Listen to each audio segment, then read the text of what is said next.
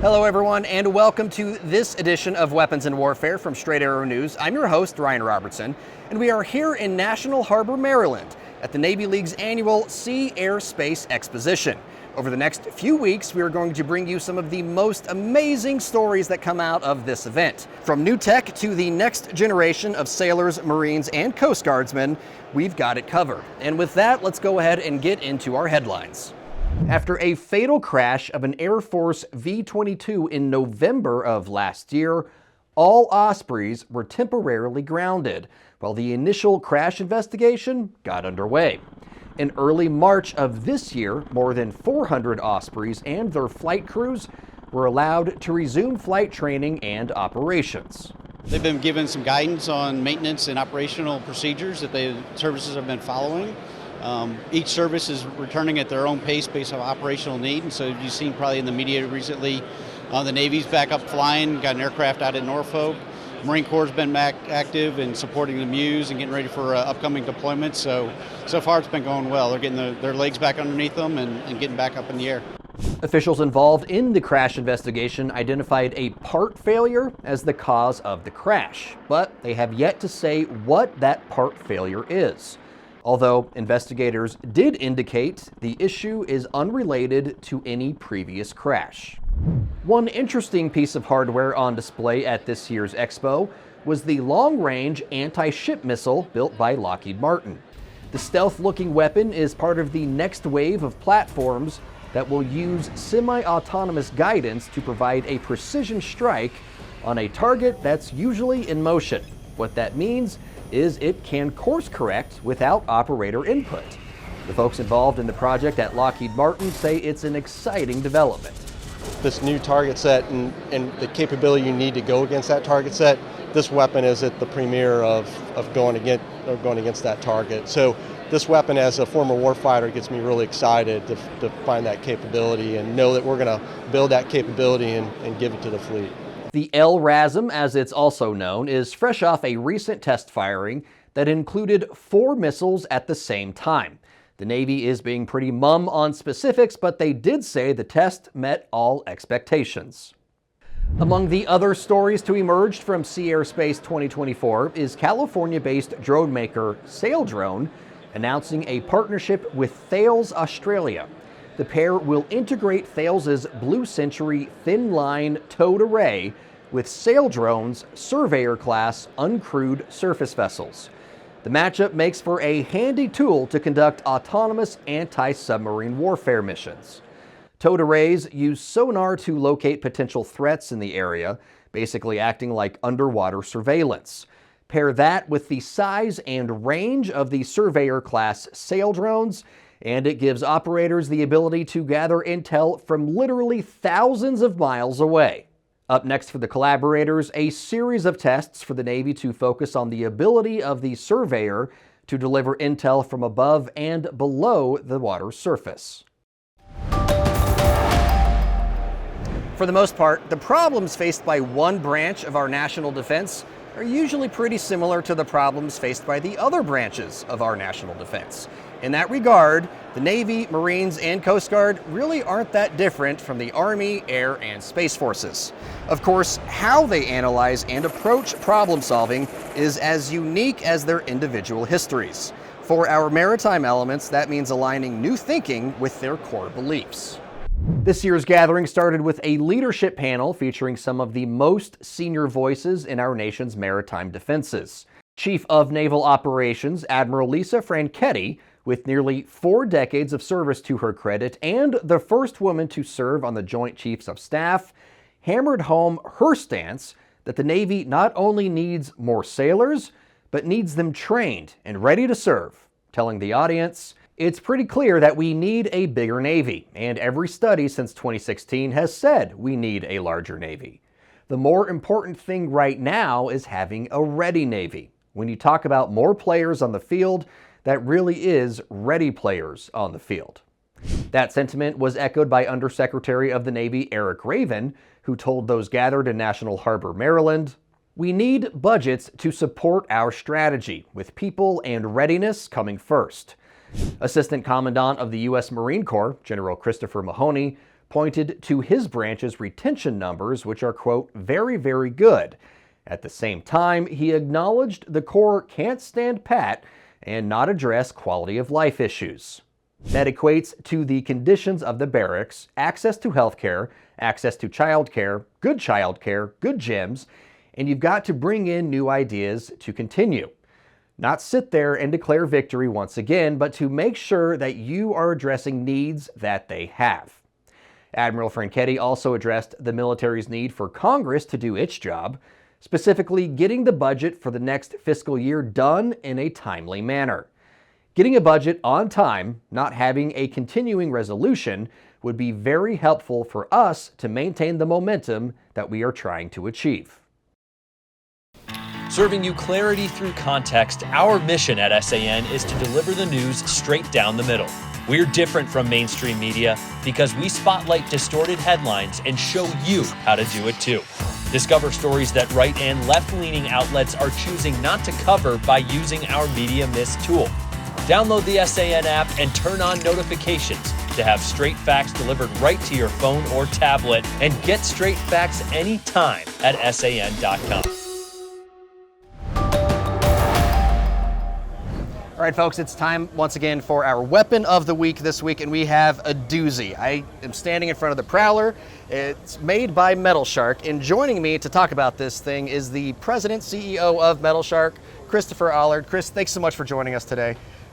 The Prowler, tell me about this thing. Yeah, it's a pretty cool product. So we, last 5 or 6 years, we've been working on autonomous vessels, different Coast Guard, Navy, Marine Corps.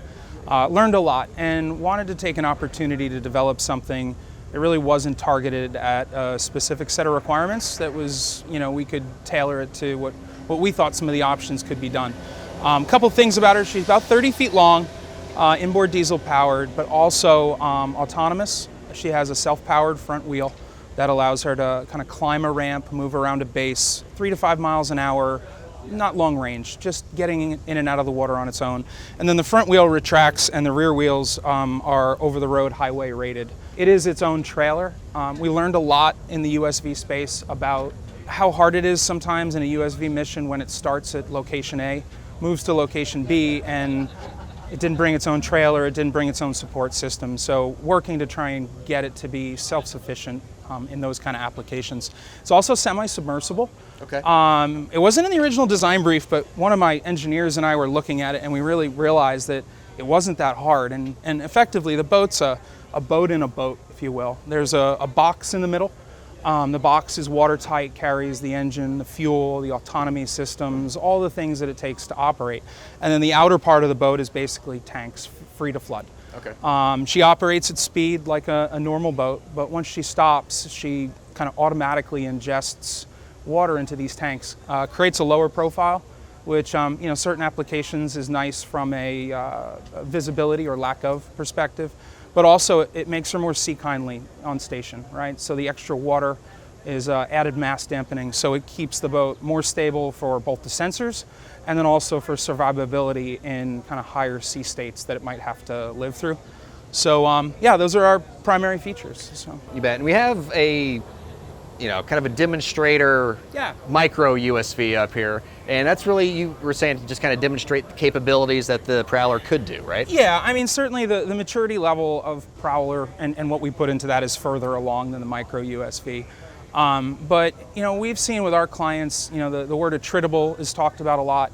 And I think as the market goes forward, attritable will continue to get smaller and cheaper. And we wanted to kind of demonstrate that that's available commercially.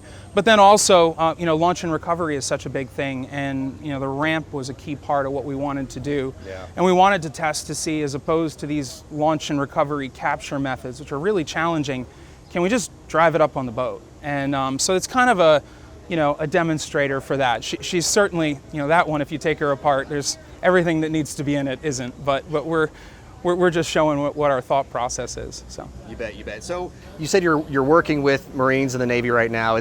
There's no contracts yet, but you're working to hopefully get to that point. Is that correct? We still have an ongoing contract with the Marines in support of the LRUSV. We're certainly at the tail end of it. The boats have been fielded, the Marines have been operating them. But yeah, that one's still ongoing. Okay, you bet. What's next for Prowler? What's the future? You know, I mean, part of coming here and doing what we're doing with it to this and a couple of shows is to get feedback, see what ideas hit home, what don't, understand what people are trying to do. You know, we are moving into kind of developing our own command and control system that'll give us the ability to control them. Okay. That's not done yet, but that would be what would be next. You know, the ability to, we want to make it a turnkey solution that will then just interface with a software only with autonomy providers, UAV providers, automatic target recognition providers. That's not our space, but we can provide the host system that makes them ready to do that with a software update, you know, that kind of thing. So that's our goal.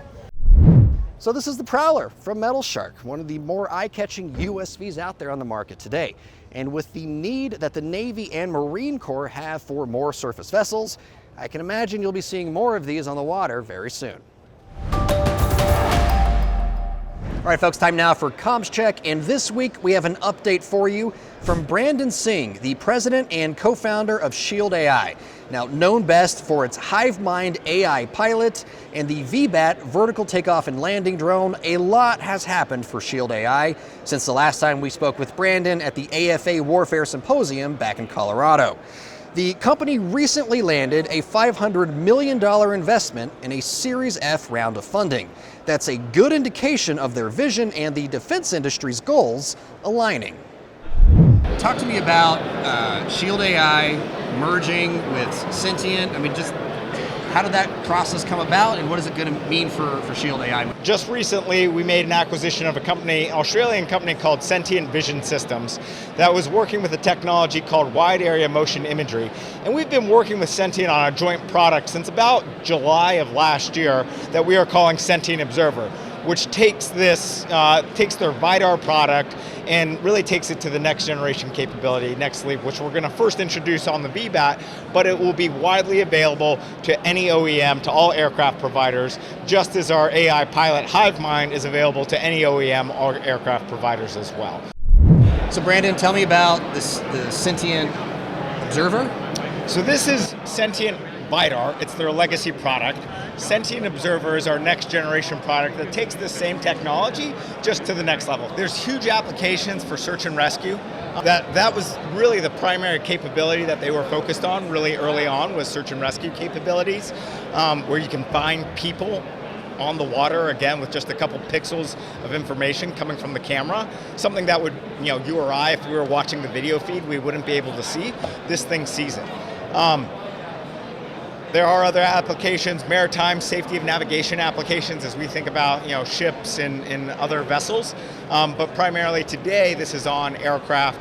It does search and rescue. It finds things with very high, what we would call search integrity, very fast. All opinions expressed in this segment are solely the opinions of the contributors. All right, folks, for this week's wrap, I'm going to take a cue from Admiral Linda Fagan, the Commandant for the United States Coast Guard.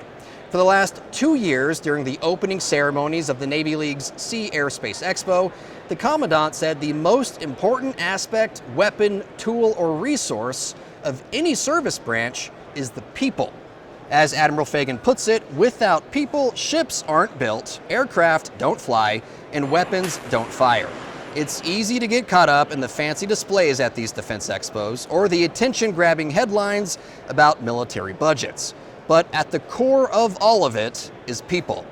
At this expo, I met plenty of people from around the country who are all trying, in their own ways, to make this country better and safer by helping and protecting the people who protect our nation. Whether it's the Honeywell engineer designing new weather radars so helicopter pilots can avoid lightning strikes, or a boat builder from Florida whose designs offer a smoother ride on the water, thus protecting the knees and lower backs of the people operating the boat.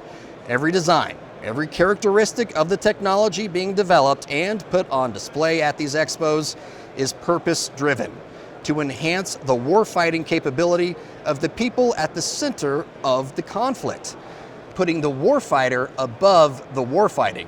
In many ways, the service branches are learning what some in the civilian world are starting to realize as well. The better your employees have it at work, the more likely they are to like what they do and want to stay. It seems like a fairly simple concept, but not one often carried out effectively. If our nation's sea service branches and the others that make up our military can continue to embrace the concept of war fighter over war fighting, perhaps many of the issues plaguing our armed services and our armed service members would be that much easier to deal with. And maybe, just maybe, some of those problems might cease to exist altogether. But that's going to do it for us from here at National Harbor. For senior producer Brett Baker, video editor Brian Spencer, and graphics designer Dakota Patillo, I'm Ryan Robertson with Straight Arrow News, signing off.